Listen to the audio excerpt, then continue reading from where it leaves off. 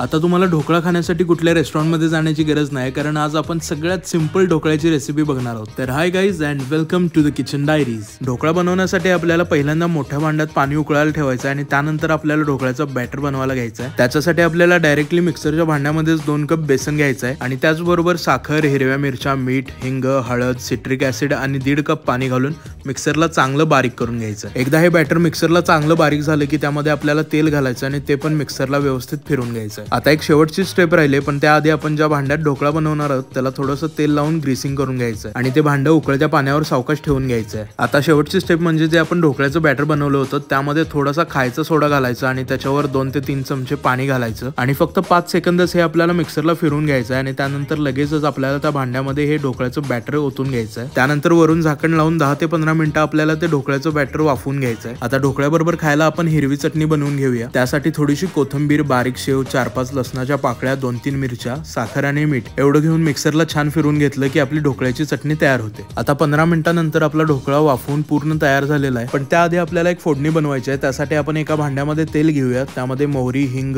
बारीक चिरलेल्या मिरच्या, कढीपत्ता घेऊन त्यांना व्यवस्थित परतून घेऊया। त्यानंतर आपल्याला या फोडणीमध्ये थोडीशी कोथिंबीर, पाणी आणि साखर घालायची आहे। आपली फोडणी आता तयार झालेली आहे। आपण आता ढोकळ्याचे काप करून घेऊया। ढोकळ्याचे एकदा चौकोनी काप करून झाले की त्यानंतर आपण जी फोडणी बनवली होती त्यातली थोडी फोडणी आपल्याला ढोकळ्यावर ओतून घ्यायची आहे। त्यानंतर आपला ढोकळा एकदम रेडी होतो। वरून गार्निशिंग साठी थोडीशी बारीक चिरलेली कोथिंबीर घालू शकता आणि एवढी सिंपल ढोकळ्याची रेसिपी तुम्ही पण घरी ट्राय करून बघा आणि मला नक्की कमेंट मध्ये सांगा की तुम्हाला ही रेसिपी कशी वाटली। And don't forget to subscribe the kitchen diaries.